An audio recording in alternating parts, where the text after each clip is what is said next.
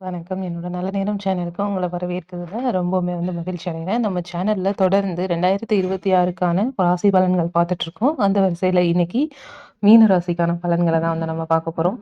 அடித்து ஆடப்போகும் மீன ராசி. ஜென்ம சனியிலயும் ஜாக்பாட் அடிக்கிற யோகம் இருக்கு. 2025ஆம் ஆண்டு நிறைவடைய இன்னும் கொஞ்ச நாளே இருக்கு. 17ஆம் தேதி பார்த்தீங்கன்னா, அதாவது மார்கழி 17ஆம் தேதி 2026 பிறக்குது. இந்த புத்தாண்டுல முக்கிய கிரக மாற்றங்கள் நடைபெற போது, இந்த வகையில இந்த ஆண்டு மகர ராசிக்கு கிடைக்கப் போகும் பலன்கள் பத்தி தான் நம்ம முழுமையா இதுல பார்க்குறோம். ஒவ்வொரு கிரகங்களும் பார்த்தீங்கன்னா, ஒரு குறிப்பிட்ட கால இடைவேளையில ஒரு ராசியிலிருந்து மற்றொரு ராசிக்கு மாறுறது வழக்கம். இந்த கிரக மாற்றம் 12 ராசிகளுக்கும் ஏதாவது ஒரு சின்ன சின்ன தாக்கத்தையோ, பலன்களையோ ஏற்படுத்தும்.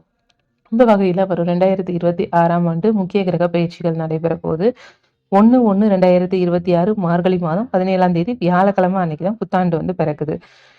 திருக்கணிதத்தின்படி பார்த்தீங்க அப்படின்னா, நிலம் தங்கத்துல இந்த 2026ல முதலீடு செய்றது ஒரு பெரிய ஏற்றத்த கொடுக்கும். ஆ இந்த திருக்கணிதத்தின்படி பார்த்தீங்கன்னா, சனி ஏற்கனவே மீனம் வீட்ல இருக்காரு. இந்த ஆண்டு ஜூன் 2ஆம் தேதி பார்த்தீங்கன்னா, குரு பெயர்ச்சி, டிசம்பர் 5ஆம் தேதி ராகு கேது பெயர்ச்சி ஆகிய 2 பெயர்ச்சிகள் நடைபெற போகுது. குரு இந்த வருடம் உச்சமடைந்து கடகத்துக்கு வராரு. மீண்டும் அதே குரு அக்டோபர் 31ஆம் தேதி பார்த்தீங்கன்னா, சிம்ம ராசிக்கு அதிசாரத்துல போறாரு. அதனால என்னென்ன பலன்கள், உங்களுக்கு எந்த விதமான பரிகாரங்கள், என்னென்ன மாதிரியான பலன்கள குடுக்குறாரு அப்படிங்கிறத நம்ம முழுமையா பார்க்கலாம். மீன ராசிக்காரர்களுக்கு ஜென்மத்துல சனி இருக்கிறதுனால, நீங்க கண்டிப்பா ஏதாவது ஒரு பிசிக்கல் ஆக்டிவிட்டீஸ் வச்சுக்கணும். ஒண்ணு உடற்பயிற்சி செய்யுங்க. அப்படி இல்லன்னா வாக்கிங் போங்க.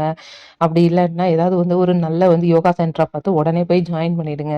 உயரமான இடம், அதுக்கப்புறம் படிக்கட்டு, தீப்பிழம்புகள் போன்ற விஷயத்துல நீங்க ரொம்ப கவனமா இருக்கணும். செல்போன் மட்டும் யூஸ் பண்ணிட்டு எந்த விதமான வேலையுமே நீங்க செய்யவே செய்யாதீங்க.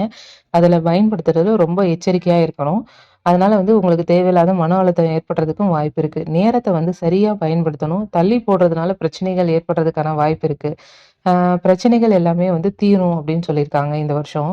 பாரம்பரியமாக இருக்கும் பிரச்சனைகள் எல்லாமே தீரும். உங்களுக்கும் உங்கள் பெற்றோருக்கும் இருந்து வந்த மன வருத்தங்கள் எல்லாமே இந்த வருஷம் உங்களுக்கு தீர்ந்து போயிரும். அசையும் அசையா பொருட்கள் சேர்க்க போறீங்க. வீடு கட்டுறது, அப்புறம் நிலம் வாங்குறது, அதுக்கெல்லாம் உங்களுக்கு 100% இந்த வருஷம் யோகா இருக்கு. முதலீடுகள செஞ்சு மகிழ்வீங்க.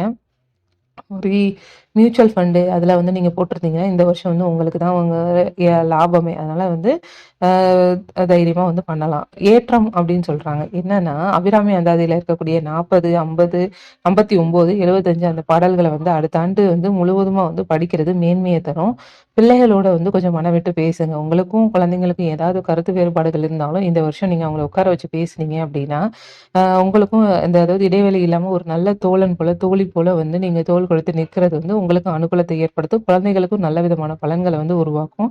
எல்லா விதத்திலயும் உங்களுக்கு ஏற்றம் தாங்க இருக்கு. பரிகாரம் என்ன சொல்றாங்க அப்படின்னா, செவ்வாய்க்கிழமைகள்ல பசுமாடுகளுக்கு நீங்க உணவளிக்கிறது மீன ராசியினருக்கு சகல விதத்திலயும் ஏற்படுத்தும். அதாவது ஏற்றத்தை ஏற்படுத்தும். அகத்திக்கீரைய தவிர மத்த எந்த உணவுகளையும் கொடுக்கிறது ரொம்பவுமே நல்ல அனுகூலத்த ஏற்படுத்தும். நிம்மதியும் ஏற்படும். கௌரவம் உண்டாகும்.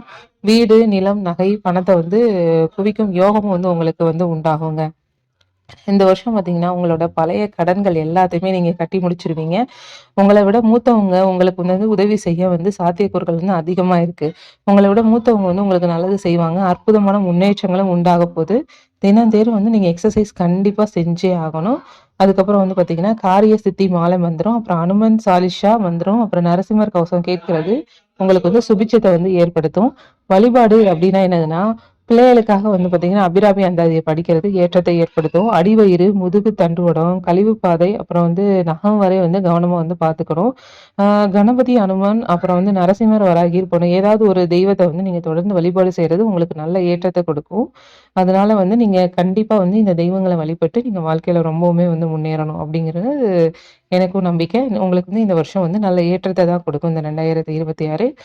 அப்படியே நம்மளோட சேனலையும் மறக்காம சப்ஸ்கிரைப் பண்ணி வச்சுக்கோங்க நண்பர்களே. அப்பதான் நான் போடுற பதிவுகள் எல்லாமே உங்களை உடனுக்குடனே சேரும்.